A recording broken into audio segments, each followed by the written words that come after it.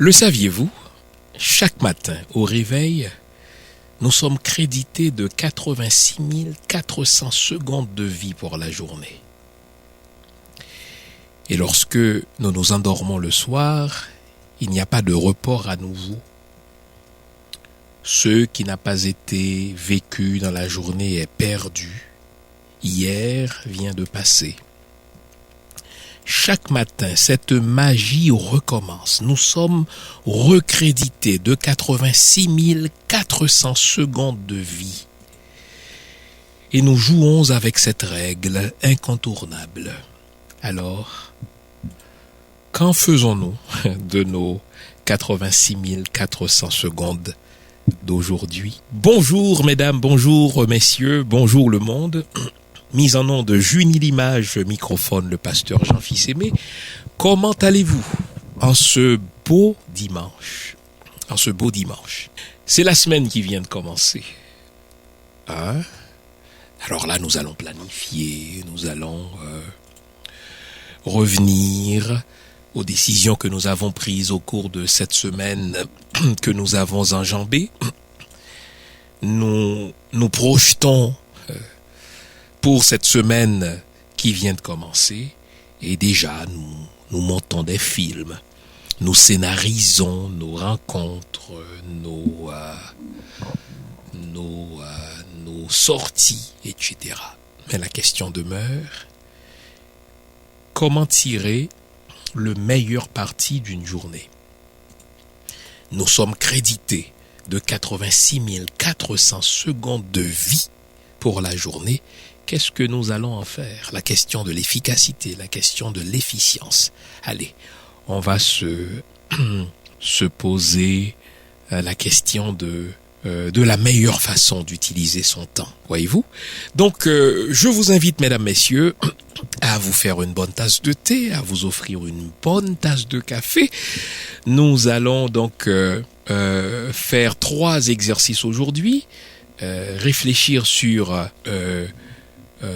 l'usage efficace et efficient que nous faisons de notre temps dans un premier temps, bien entendu. Dans un deuxième temps, cette semaine, un quotidien espagnol a rapporté une déclaration révolutionnaire du pape François sur les homosexuels.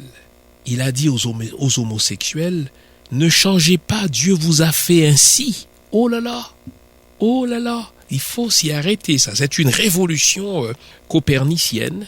Et dans un troisième et dernier temps, nous allons poursuivre notre exploration dans la Bible autour de la question de Satan. Je vous ai incité à la réflexion la semaine dernière lorsque je vous ai fait ouvrir votre Bible en vous faisant lire dans Nombre 22, verset 22, et vous avez découvert tout à coup, mais bon Dieu, ça a été un choc, mais l'ange de l'Éternel joue dans ce texte-là le rôle de Satan. Aujourd'hui, je vais vous amener dans le livre de Job. On va se promener comme ça, là. Et je vais vous poser un certain nombre de questions. Encore une fois, vous risquez d'être choqués, mais le but premier, ce n'est pas de vous choquer, c'est de vous inciter à réfléchir et surtout à réaliser comment on nous a manipulés par la peur de Satan, la peur de l'enfer. En sorte que si tout cela était faux, ou bien si tout cela n'était pas parfaitement vrai, est-ce que les religions auraient le même contrôle sur nous qu'elles ont exercé jusque-là? Donc, vous comprenez pourquoi je vous invite à vous offrir une bonne tasse de thé, une bonne tasse de café, puisqu'en 1 heure, nous allons tout simplement faire un petit miracle en nous livrant à ces 3 exercices. Comment tirer le meilleur profit, le meilleur parti de son temps? Premièrement, dans un deuxième temps, commenter cette déclaration incendiaire du pape François, s'adressant aux homosexuels, ne changez pas, Dieu vous a fait ainsi.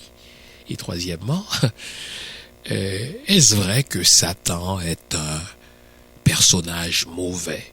Là, on se pose même pas encore la question de son existence. Je suis dans une logique intra-biblique, je réfléchis à l'intérieur de la Bible et je vais vous montrer que la Bible elle-même ne dit pas que Satan est un mauvais personnage. Très honnêtement, Satan est peut-être un bon gars. Enfin, je crois qu'il est un bon gars et je vais vous en faire la démonstration un tout petit peu aujourd'hui pendant les 20 dernières minutes de la dite heure qui commence depuis 9 minutes maintenant. On s'arrête ici les amis, un soupçon de musique et je vous reviens après, c'est promis, à tout à l'heure.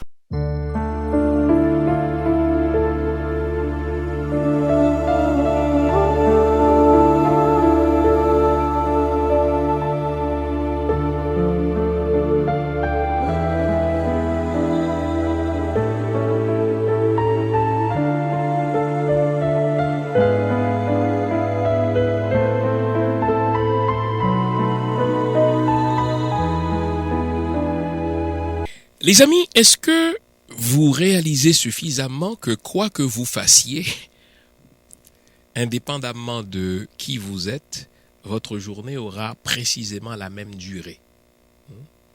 Le dimanche a exactement la même durée que le samedi, même si généralement vous et moi sommes en congé entre guillemets.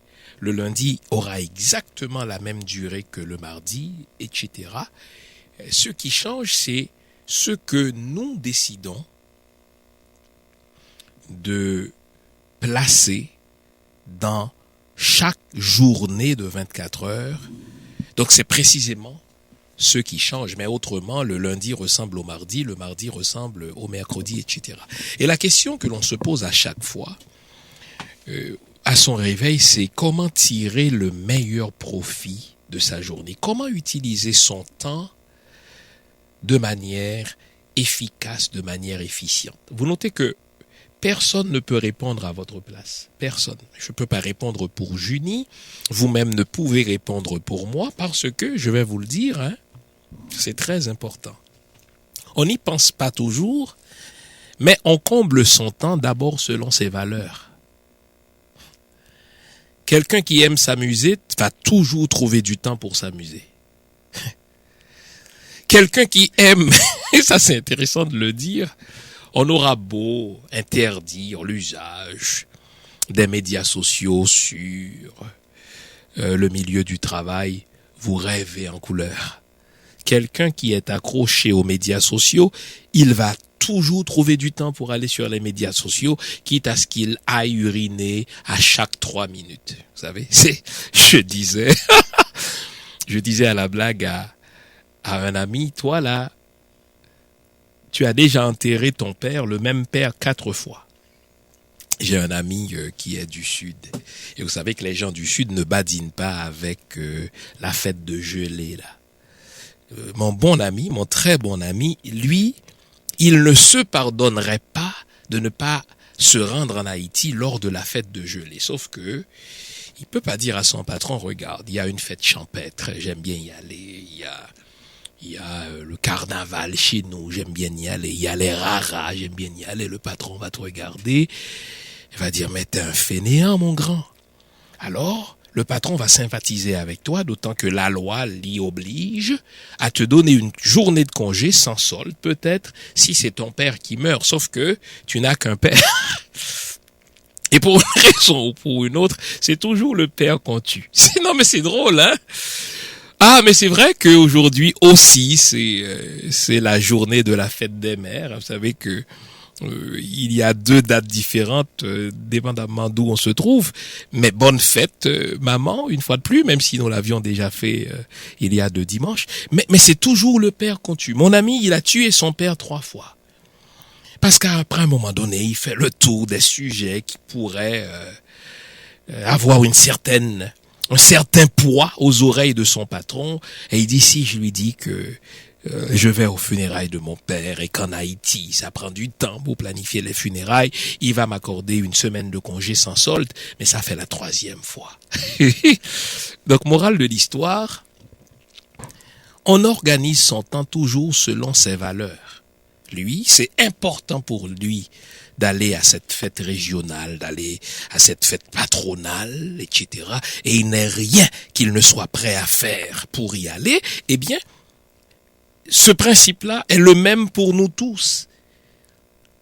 On organise notre temps selon nos valeurs. Une mère va toujours trouver du temps pour amener son enfant voir le médecin, même si le patron la menace de licenciement ou de congédiement, il plaisante ce patron, son fils ou sa fille est malade, elle va l'amener à l'hôpital parce que sa valeur de mère, n'est-ce pas, l'oblige ou la commande à trouver du temps qu'elle n'a peut-être pas pour amener son fils ou sa fille à l'hôpital. Eh bien, ainsi en est-il de nous. Je suis un mordu de politique. Ceux qui sont accros aux médias sociaux, etc., je les comprends parce que moi, j'ai besoin de savoir comment va le monde. J'aime pas qu'on m'annonce une nouvelle politique, j'aime la découvrir moi-même. Et c'est comme si j'ai une espèce de pincement, que le monde m'échappe si je suis pas au courant de ce que fait Donald Trump. Non, mais lui, il me rend fou. Il y a quelque chose qui... Donc, je vais toujours trouver, ne serait-ce qu'un 2 minutes, qu'un 3 minutes pour jeter un œil sur ma tablette pour savoir comment va le monde. Mais parce que c'est important pour moi d'être informé. L'information pour moi, c'est une valeur. C'est pas juste le pouvoir, j'ai besoin d'être informé. Eh bien, quoi que je fasse, ça va être important. Eh bien, mes amis, les gens que j'aime, quoi que je sois occupé, je vais toujours trouver du temps pour leur téléphoner, pour les appeler, pour leur dire, mais comment vas-tu? Ça va bien? Ne serait-ce qu'envoyer un texto parce que, eh bien, entre amis, on se donne des nouvelles. Le travail aussi. Est-ce que vous avez déjà rencontré quelqu'un qui vous dit « Jean, j'aimerais bien ça travailler, mais j'ai pas le temps de travailler. » Non, ça se dit pas. Parce que le travail est une valeur. C'est votre contribution à votre communauté. C'est votre contribution à l'avancement de l'humanité. Vous dites, il est prétentieux. En quoi ce que je fais là, ce dimanche, fait avancer l'humanité? Eh bien non, sans prétention. Votre travail, c'est ce qui fait avancer l'humanité. Est-ce que je vous ai déjà raconté l'histoire de ce voyageur qui est allé voir, qui est allé visiter un milieu de travail? Les gens, ils cassaient des pierres pour construire une cathédrale. Il est allé parler à un premier. Que faites-vous? Il dit, mais je fais une corvée, moi, tous les matins. On m'oblige à casser des pierres, à concasser des pierres pour un je ne sais quoi. Le visiteur est allé poser la même question à un deuxième ouvrier. Que faites-vous? Je me demande qu'est-ce que je fais. Qu'est-ce que j'ai fait au bon Dieu pour qu'il me contraigne à exercer une si basse besogne? Il s'adresse à une troisième personne, un troisième ouvrier qui se livre précisément aux mêmes occupations que les deux premiers. Mais lui, il en a une toute autre perspective. Il dit au visiteur qui lui pose la question, que faites-vous? Il dit, moi, je construis une cathédrale. Quelle prétention, diriez-vous? Parce qu'il ne construit pas la cathédrale. Il casse des pierres en vue de la construction d'une cathédrale. Mais justement, lui, il voit la cathédrale comme un travail à la chaîne. Si on ne casse pas les pierres, de cathédrale, il n'y en aura point.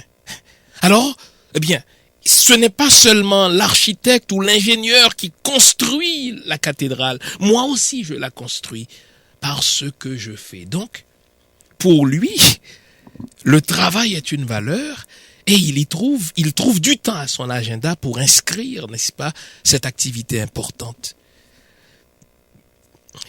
À la question, comment tirer le meilleur parti ou le meilleur profit de son temps, la réponse que vous devez fournir devrait ressembler à ce que je vais vous dire là. Pour savoir comment tirer le meilleur parti ou le meilleur profit de votre temps, posez-vous la question suivante: quelles sont mes valeurs? Quelles sont ces activités auxquelles vous tenez vraiment? Si vous aimez lire, vous allez toujours trouver du temps pour lire. Si vous aimez faire de la musique, oh là là, vous allez dormir sur un clavier de piano.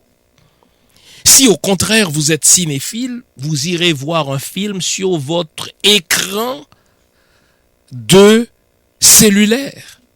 Donc la question c'est, comment organiser votre temps pour qu'il soit conforme à vos valeurs? Et c'est pour cela que vous êtes désorganisé. Vous êtes désorganisé parce que vous n'avez jamais répondu à la question suivante: quelles sont vos valeurs? Quelles sont les activités auxquelles vous tenez vraiment? C'est la première question à vous poser. Une fois que vous avez répondu à cette question, quelles sont les activités auxquelles je tiens vraiment? Alors vous allez organiser votre temps à l'intérieur des 24 heures pour pouvoir exercer ces activités. Mais soyez sages. Le vieil adage dit ceci: prenez le temps de partager votre journée en 3 séquences, plus ou moins égales, me diriez-vous. 8 heures de sommeil, ou à peu près 8 heures de sommeil. 8 heures de travail, ou à peu près 8 heures de travail.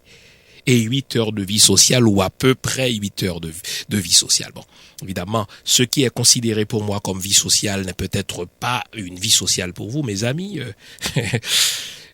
Jusqu'à hier encore, quelqu'un me demandait: mais Jean, as-tu une vie sociale? Ma vie sociale, c'est ce que je fais là. Je m'amuse quand je fais ça. Il y a un proverbe chinois qui dit: mais si tu aimes ce que tu fais, tu ne travailles pas. Quand tu aimes ton travail, tu ne travailles pas. Moi, c'est pas un fardeau, ce n'est pas une corvée que de venir animer cette émission. C'est un plaisir pour moi. Je dis pas que je construis l'humanité, mais je fais quelque chose qui ressemble à ça, on va le dire ainsi, avec un petit peu de prétention. Bon. Est-ce que je suis prétentieux? Je n'y dis oui. Ok, je vous entends dire oui, vous aussi, mais bon, voilà. Ok, d'accord. Très bien. Donc, j'aime faire ça. Donc pour moi, c'est pas un fardeau, ça ne vient pas gruger dans ma vie sociale. J'y prends plaisir, et parce que j'y prends plaisir, le temps passe trop vite. Non. Il y en a qui aiment magasiner. Eux, ils vont toujours trouver du temps pour magasiner.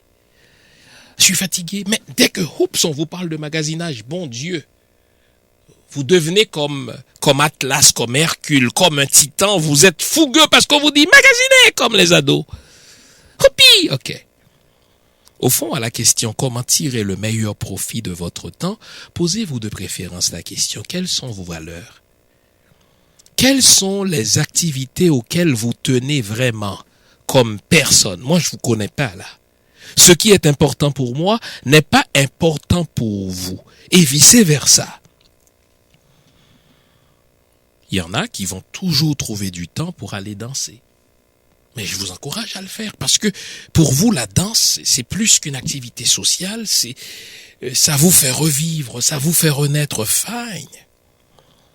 Il y en a pour qui passer du temps avec les amis, c'est un rituel important. J'ai un ami qui à chaque année, il doit se rendre en Haïti, il appelle ça son pèlerinage.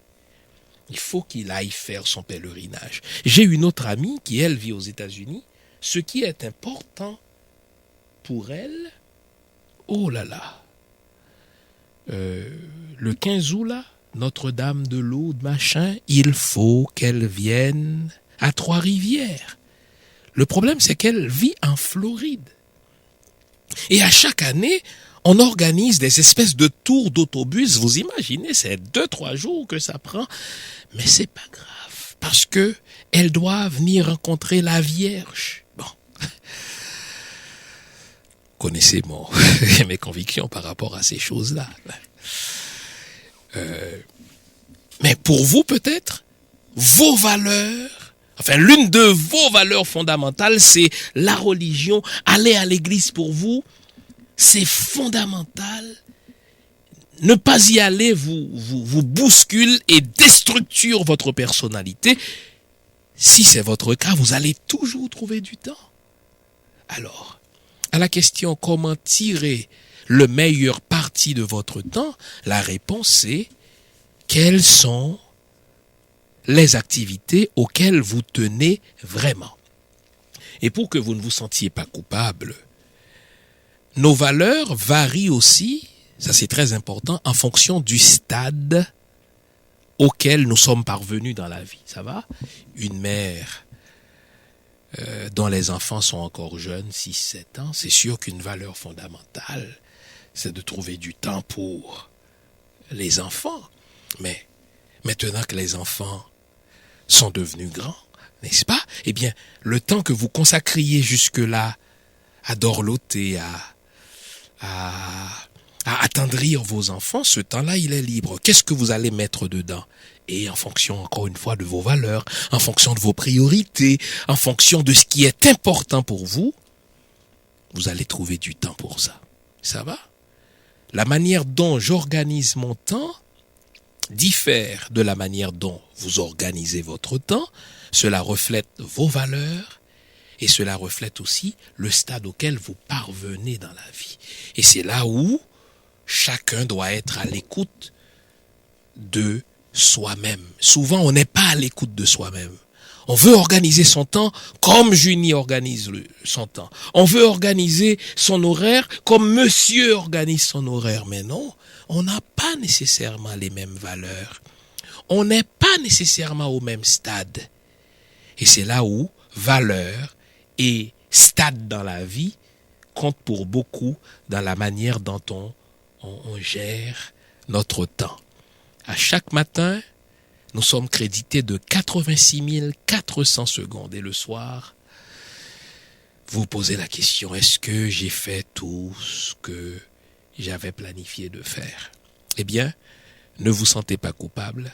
98% des êtres humains répondent à cette question non. Il y a des jours où je dis oui, j'ai fait tout ce que j'avais planifié de faire. Mais il y a d'autres jours où je dis non, j'ai pas réussi. Alors là, je me sens pas coupable. Je réorganise la journée de demain, encore une fois, en fonction de ces deux paramètres. Quelles sont mes valeurs? Donc, qu'est-ce qui est vraiment important pour moi? C'est toujours une importance perçue dans cette journée. Et à quel stade suis-je rendu dans la vie? Certaines fois, une chose est importante pour toi. Mais étant donné le stade où tu es dans la vie, tu peux pas te permettre de consacrer tout le temps souhaité à cette activité-là. Ne vous sentez pas coupable. Vous souhaitez consacrer plus de temps à dessiner peut-être. Vous souhaitez consacrer plus de temps, n'est-ce pas, à la musique. Vous souhaiteriez consacrer beaucoup plus de temps à aider vos enfants à faire leurs devoirs, je vous comprends. Ouf. Sauf que dans 30 minutes, dans 1 heure, dans 2 heures, vous devez partir travailler. Chez nous, on dit, ou poil bail blanc l'heure. Bon. Et là, vous devez malheureusement renoncer à cette interpellation-là. Ce devoir-là vous interpelle, mais vous devez malheureusement y renoncer parce que vous devez trouver le juste équilibre, mais le très difficile équilibre entre le professionnel et le parent. Oh là là. Vous savez que des divorces surviennent à cause de cela. Beaucoup de relations se soldent justement par des divorces parce que on n'arrive pas toujours à danser ce tango-là entre les obligations professionnelles et les obligations parentales. Parfois, l'une influe sur l'autre. Ou alors, on n'a pas toujours la même perception comme couple de ce que sont mes obligations comme parent vis-à-vis mes obligations professionnelles. Et malheureusement, certaines fois, cela se solde par un divorce. Mais toujours est-il qu'on meuble son temps en fonction de ces deux paramètres. nos valeurs, d'une part, et le stade où on est rendu dans notre pèlerinage. On s'arrête ici, les amis, quelques notes de musique et on va commenter la déclaration de François. S'adressant aux homosexuels, ne changez pas, Dieu vous a fait ainsi. À tout à l'heure.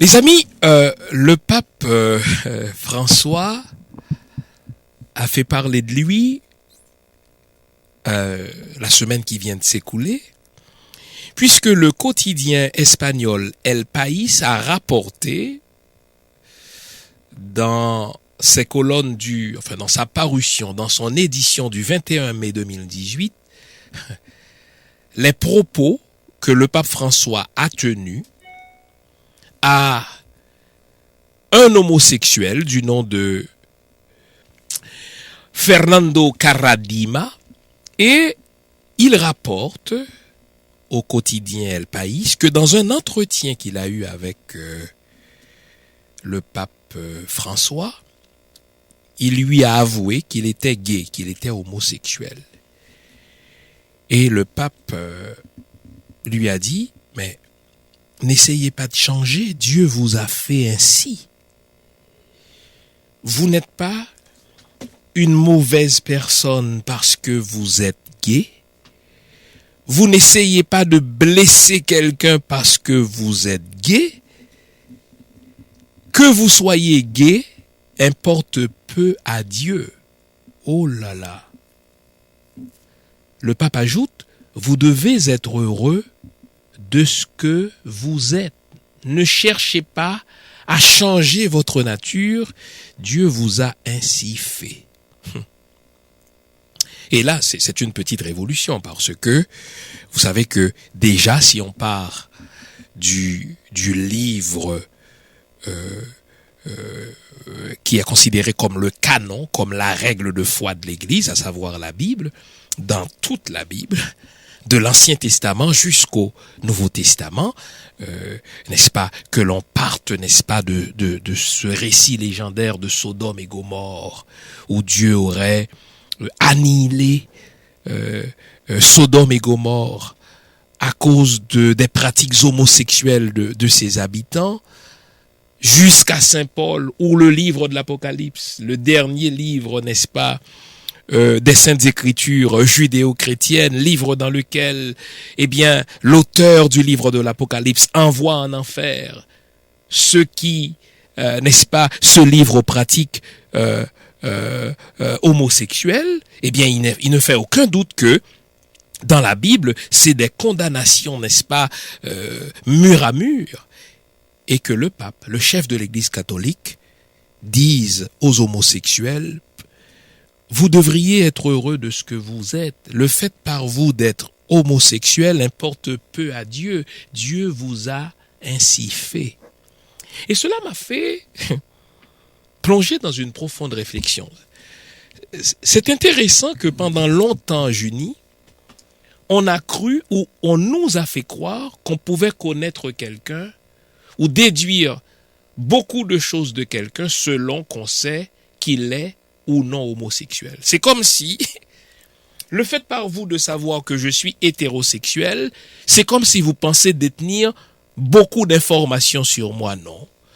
Le fait par moi d'être hétérosexuel ne dit rien sur moi. Au fond, c'est un label, c'est une étiquette que la société choisit pour discriminer les gens. Il est hétérosexuel, l'autre est homosexuel. Mais en disant que je suis hétérosexuel, vous ne savez pas grand-chose sur moi. Eh bien, le contraire est aussi vrai. En disant que l'autre est homosexuel, je ne dis rien sur lui. Ça ne dit pas si l'autre est une bonne personne ou s'il est une mauvaise personne.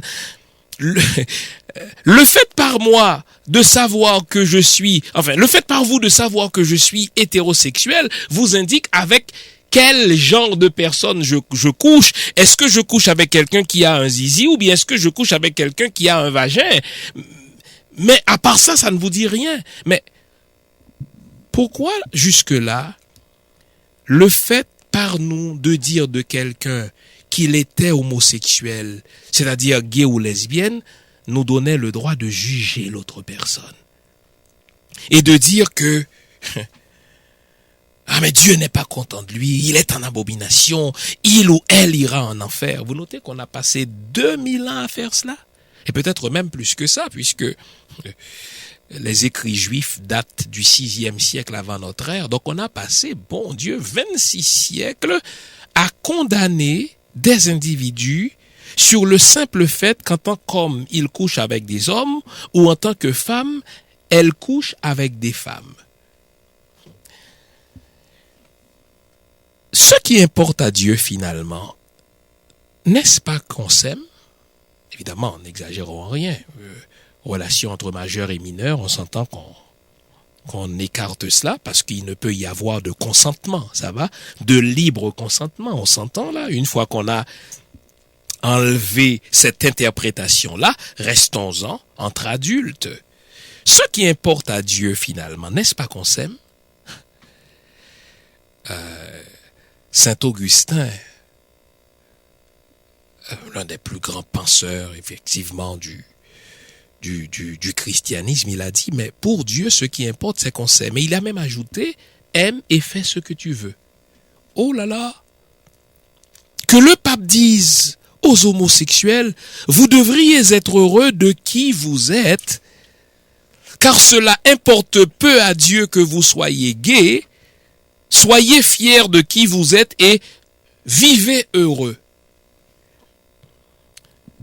C'est une révolution et cela montre à quel point vous et moi, au nom de convictions religieuses, nous sommes tellement prompts à juger les autres sur la base de leurs pratiques sexuelles. Qui me donne le droit? Dites-moi, qui est-ce qui me donne le droit de dire à l'homosexuel qui est homosexuel, non pas par choix, encore qu'il ait le droit de décider, qui est-ce qui me donne le droit de dire à un homme qui n'a jamais éprouvé de l'attirance pour les femmes qu'il n'aurait pas le droit de vivre l'amour avec un autre homme? De même, qui est-ce qui me donne le droit de dire à une femme qui n'a jamais éprouvé de l'attirance pour un autre homme, ou bien qui en a éprouvé par le passé, mais qui aujourd'hui en éprouve pour une femme, qui est-ce qui me donne le droit de lui dire, si elle couche en tant que femme avec une autre femme, elle ira en enfer? Mais y avez-vous été, l'enfer? Y avez-vous été? Comment pouvez-vous être sûr qu'un Dieu d'amour va envoyer des enfants qu'il a lui-même créés, brûlés en enfer, parce que ces derniers ont décidé de vivre leur amour avec des gens du même sexe qu'eux? Mais pensez-y une seconde là. Vous prêchez un Dieu d'amour, mais vos condamnations sont celles d'un Dieu monstrueux. Moi, pensez-vous que, en tant qu'humain, là, avec toutes mes laideurs, avec toutes mes limites, avec toutes mes méchancetés, je n'enverrai pas mes enfants brûlés en enfer parce qu'elles couchent avec des gens du même sexe. Et pourtant, nous présentons un Dieu d'amour, un Dieu riche en miséricorde, un Dieu riche en compassion. Nous citons la Bible. en répétant que, n'est-ce pas, autant les cieux sont élevés au-dessus de la terre, autant sa bonté est grande pour nous. Mais comment vous pouvez rendre cette notion-là compatible avec un Dieu qui envoie du monde en enfer parce qu'il couche avec des gens du même sexe qu'eux? Mais waouh! L'affaire est que les trois religions monothéistes qui prêchent un Dieu de compassion, le judaïsme prêche un Dieu de compassion. L'un des mots qui revient dans la Bible, n'est-ce pas, dans l'Ancien Testament en hébreu, c'est le mot chesed. Dieu est un Dieu de grâce. Dans le Nouveau Testament, on nous dit que Dieu est un Dieu de grâce. Dieu est un Dieu de charisme. Il est un Dieu de grâce. Il fait des dons. L'islam, oh là là, vous savez, le mot miséricorde revient presque à chaque page dans le livre du Coran. Mais comment pouvez-vous conjuguer un Dieu de miséricorde avec un Dieu qui envoie du monde en enfer parce qu'on couche avec un autre du même sexe que nous? En tout cas, ça a pris du temps, mais mieux vaut tard que jamais. Après 2000 ans, le pape François brise la glace de l'hypocrisie de l'Église. Après 2000 ans, le pape François brise la glace de la religion chrétienne. Pourquoi changer? Dieu vous a fait ainsi. Et laissez-moi vous le dire, scientifiquement, vous savez qu'il y a au moins 20% d'homosexuels qui sont homosexuels par la nature. Ils ne choisissent pas d'être homosexuels. Pourquoi leur demander de renoncer à leur nature d'homosexuel? Parce que c'est plus conforme aux conventions sociales. Non. Morale de l'histoire.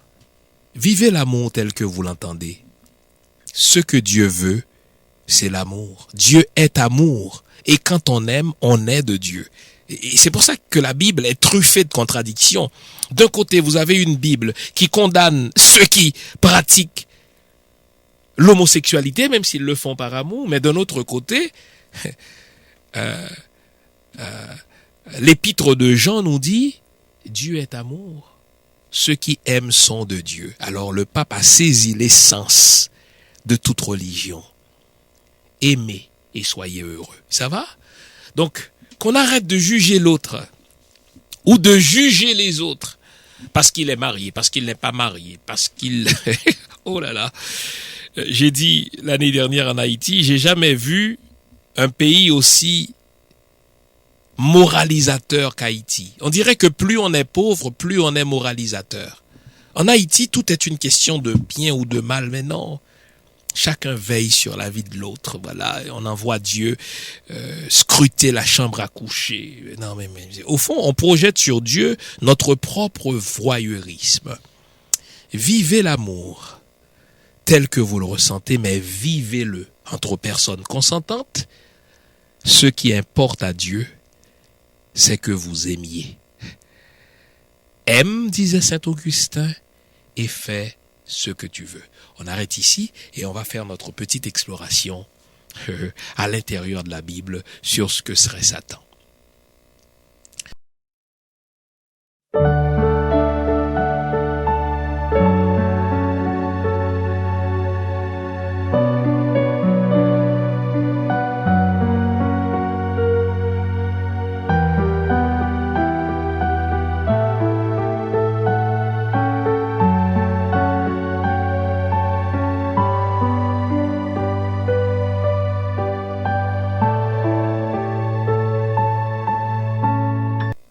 Je vais vous inviter à ouvrir votre Bible avec moi dans le livre de Job, chapitre 1er, puis je vais vous lire les versets 6 à 12. Je vais m'arrêter à ces 6 versets, puis je vais vous poser un certain nombre de questions, à partir desquelles je vais vous inviter à faire un certain nombre de déductions. Voilà. Job chapitre 1er, donc on se pose la question, mais ce Satan dont on nous rabat les oreilles depuis que le monde est monde et qui est censé être responsable de toutes nos laideurs, de toutes nos bêtises et de toutes les mauvaises actions sur terre, qu'est-ce qu'il est vraiment là? Si jamais il est.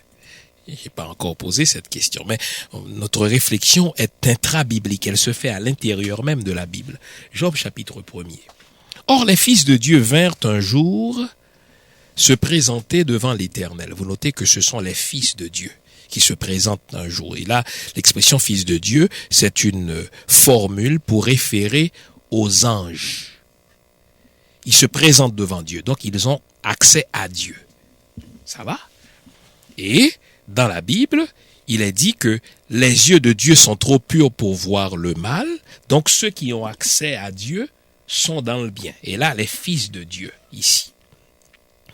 Et le texte dit, Satan vint aussi au milieu d'eux. Ça, c'est une faute. En français, Louis II, et ça, c'est une chose, hein. Les traducteurs de la Bible, ceux qui ont travaillé sur les textes hébreux et grecs ou araméens, ils ont souvent fait dire au texte des choses que le texte ne dit pas. Parce que eux, ils ont des choses en tête, ils ont des préjugés. On appelle ça, en herméneutique, ils ont des préjugements. Ils savent déjà dans leur esprit ce que devrait être Satan. Et quoi que dise le texte, ils obligent le texte à le dire. Le texte n'a pas dit « Les fils de Dieu vinrent un jour se présenter devant l'Éternel et Satan vint aussi au milieu d'eux » comme si Satan était un nom propre. Non, non. Comme si Satan référait à un ange qui est toujours le même. Voici ce que dit. Et puis en plus, ils nous mettent une lettre majuscule. Ils sont de mauvaise foi. Au fond, vous savez en quel siècle on a commencé à faire des lettres minuscules en comparaison aux lettres majuscules? Je vous laisse deviner. Au 9e siècle. Ça veut dire que lorsque ce texte a été écrit, le livre de Job a été écrit 3e, 4e siècle avant Jésus-Christ. Écoutez bien, lorsque le texte a été écrit, il n'y avait pas de lettres majuscules, lettres minuscules. On avait les mêmes lettres partout. On les appelait les onciales, les lettres onciales. Ce n'est qu'au 9e siècle de notre ère que pour des raisons économiques, on a choisi d'avoir des lettres majuscules. Donc, on commençait une phrase par une grosse lettre et toutes les lettres étaient dans des lettres minuscules. Ça veut dire de petites lettres. Donc, ce que votre version dit est au fait une supercherie. C'est quelque chose que l'auteur fait sciemment. Il veut nous dire que Satan est le nom propre d'un ange, tandis que Satan ici n'est pas le nom propre d'un ange. Et en plus, ils mettent Satan avec un grand S comme si les autres mots étaient écrits avec une petite lettre. Non. Je vous rappelle que des lettres, la distinction majuscule-minuscule a été faite seulement au 9e siècle. Mais avant, jusqu'au 9e siècle de notre ère, on écrivait tous les mots avec les mêmes lettres. Alors, ce que le texte dit, les fils de Dieu vinrent un jour se présenter devant l'Éternel et le Satan vint aussi au milieu d'eux. Comprenons-nous bien. Je vais prendre un exemple pour vous. Un jour, il y a eu un rassemblement, on va dire, à Montréal et le policier est venu parmi la foule. Est-ce que le mot policier ici réfère à un nom de personne ou à une fonction? À une fonction. Je vais prendre un autre exemple. Un jour, des élèves se sont réunis sur la cour de l'école et le directeur est venu leur parler. Est-ce que le mot directeur réfère à un nom propre de personne ou bien à une fonction dans l'école? À une fonction dans l'école. Je continue. Un jour, des enfants se réunissaient sur la place publique et une maman est venue leur parler de la nécessité d'étudier. Est-ce que maman ici réfère à un nom propre de personne ou à une fonction? À une fonction. Donc, C'est la même chose ici. Les fils de Dieu vinrent un jour se présenter devant l'Éternel et le texte hébreu dit « et le Satan », ça veut dire l'ange qui parmi les fils de Dieu, qui ont tous accès à la présence de Dieu parce qu'ils sont de bons anges. Donc cet ange qui remplit la fonction de Satan vint aussi au milieu d'eux. Et vous posez la question, que signifie le mot Satan? Ici, le mot Satan, dans le texte précis de Job 1er, il joue le rôle d'enquêteur. Le mot Satan ici réfère tout simplement à un enquêteur. Et je vais vous donner plusieurs autres références dans la Bible où Satan ne signifie pas un ange mauvais, mais qu'il signifie tout simplement un enquêteur. Écoutez, si vous avez votre Bible sous les yeux, allez donc vérifier dans le psaume 109, verset 6. Psaume 109, verset 6. Je vais vous lire le psaume 109, verset 6.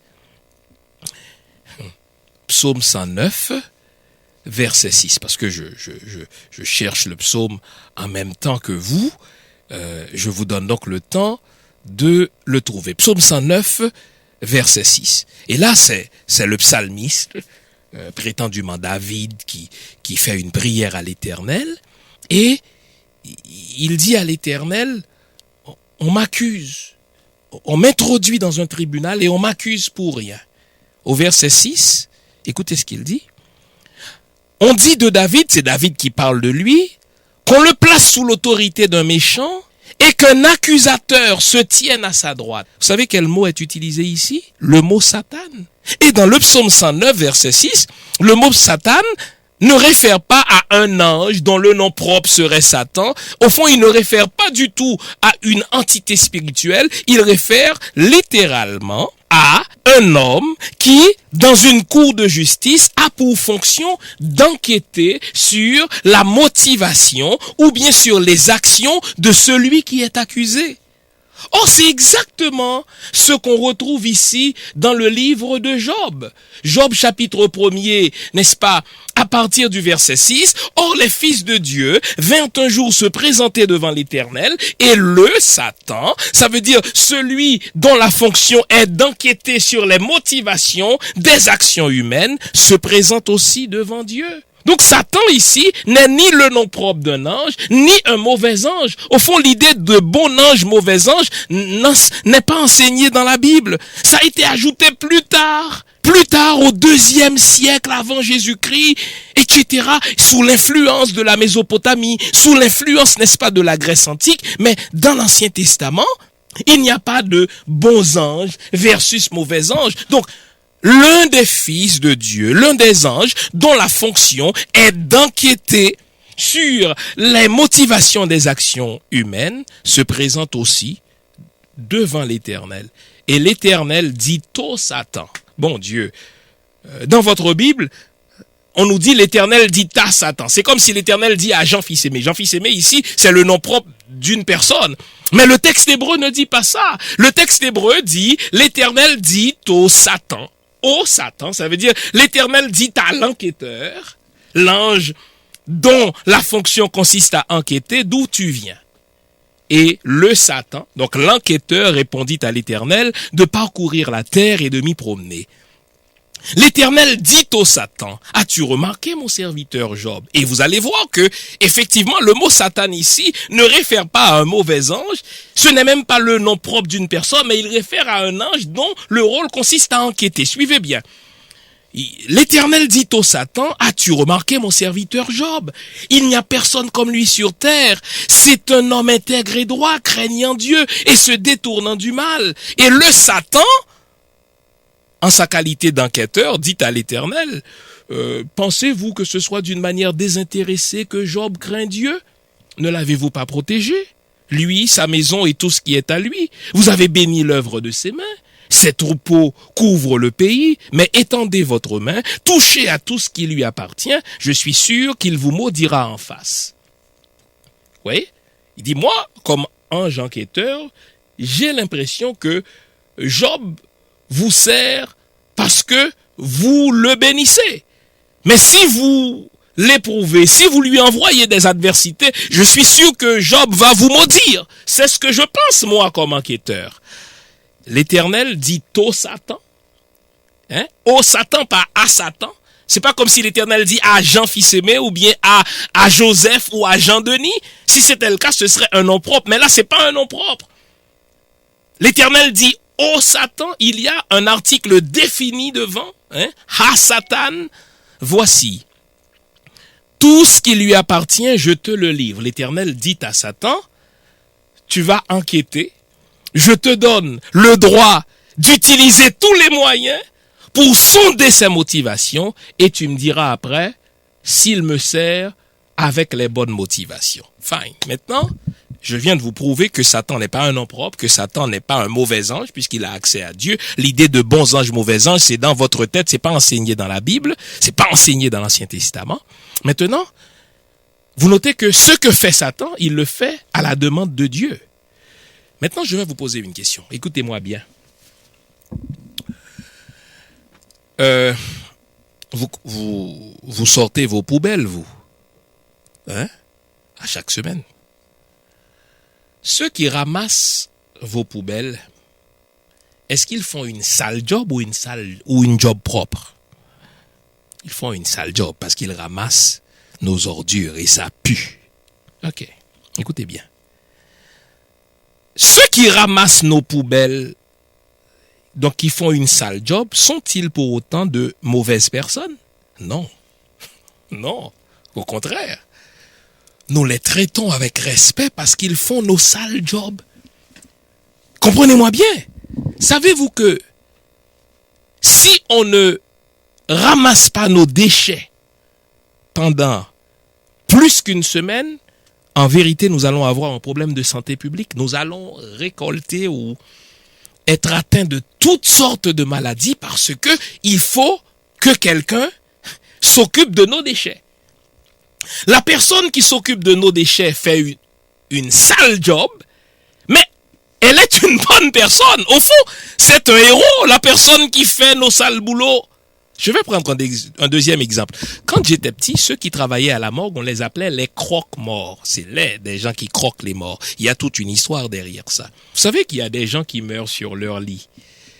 Waouh! Ils sont beaux, ils meurent bellement. On va le dire ainsi. Il y a de belles femmes qui meurent dans leur lit. Tu vas les voir, elles sont encore belles. Mais vous savez, tout le monde ne meurt pas beau. Oh là là! Ouf! Quand on découvre un cadavre après 3-4 jours, là, oh là là, ça pue. Parfois même, il y a des vers, il y a des rongeurs. Ceux qui vont ramasser ces cadavres-là, ils font un sale boulot parce que ça pue. Mais parce qu'ils ramassent quelque chose qui pue, est-ce qu'ils sont de mauvaises personnes pour ça ou bien ils sont des héros? Ils sont des héros. Maintenant, réfléchissons sur Satan. C'est là que je voulais vous amener. Dieu confie à plusieurs anges, pas seulement à cet ange-ci dont on n'a pas le nom, à l'ange de l'Éternel, à d'autres anges.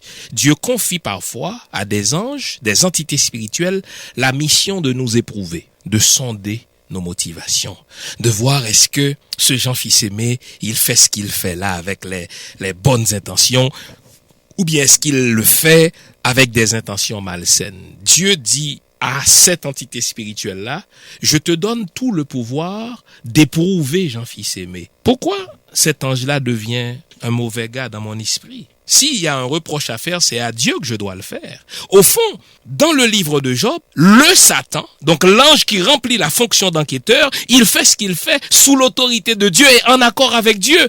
La preuve, c'est que vers la fin même du chapitre, il revient voir Dieu pour lui dresser un rapport de son enquête. D'où vient dans votre esprit que Satan est un mauvais gars, c'est à cause de lui que vous faites l'adultère, c'est à cause de lui que vous vous saoulez la gueule, c'est à cause de lui que vous avez un accident, c'est à cause de lui que vous avez la diarrhée. Bon Dieu, est-ce que ce n'est pas dans votre imagination? Au fait, vous savez, ce que nous appelons Satan, vous savez que les 3 religions monothéistes nous ont aidés à ça, là, malheureusement, mais la Bible n'a pas enseigné ça. Ce que nous appelons Satan, c'est peut-être nos zones d'ombre, tout ce qui est laid chez moi. J'ai un mauvais caractère, j'ai une sale gueule, j'ai tapé mon enfant, j'ai commis l'adultère, je me suis saoulé la gueule. Plutôt que d'assumer cette responsabilité-là, je dis c'est Satan qui le fait. C'est une façon très enfantine de me dédouaner de mes responsabilités. Le fait est que là, Satan en tant que nom propre d'ange, la Bible ne l'enseigne pas. Satan en tant qu'un ange mauvais, la Bible ne l'enseigne pas. Le mot Satan, ici, on va voir plusieurs sens de cela, réfère à un ange, parmi d'autres anges, un ange bon dont la fonction, échue par Dieu lui-même, consiste à enquêter sur la motivation des humains pour voir est-ce que nos actions sont aussi pures que nos intentions ou est-ce que nos intentions sont aussi pures que nos actions. Relisez ça. Et quand vous voyez Satan avec un grand S, changez Satan pour un petit S. C'est pas le nom propre. Et quand vous voyez Dieu dit à Satan comme s'il dirait à Jean fils aimé ou à Jean Denis ou à Pierre Emmanuel, changez ça. Dit de préférence, Dieu dit au directeur. Dieu dit à l'écolier. Dieu dit à l'enquêteur. Cela réfère plus à une fonction, à un rôle qu'à un nom de personne. Si vous pensez qu'il y a un mauvais ange, un chef de mauvais ange qui s'appelle Satan, vous êtes dans les patates. En réalité, ceux qui ont traduit la Bible savaient ça. Mais ils nous ont menti, ils nous ont fourré ben raide. Ils voulaient nous manipuler par la peur avec leur idée de Satan, leur idée d'enfer, parce que sans Satan ou enfer, ils n'ont aucun contrôle sur nous. On se retrouve la semaine prochaine, les amis. Gardez le sourire, si vous aimez, tant mieux. Parlez-en à des amis, que la famille s'élargisse. Si vous n'aimez pas, ne le dites à personne quand même, c'est notre secret. Vous avez accès à toutes nos émissions gratis en devenant ami de la page Facebook de l'émission Lumière sur le monde CPAM, ou si vous voulez une copie dure de l'émission, téléphonez à Junie Limage 514-790-2726. En disant « J'ai dit à la réalisatrice de vous faire des copies », même si j'écris réalisatrice avec un grand R, ce n'est pas un nom propre, c'est une fonction.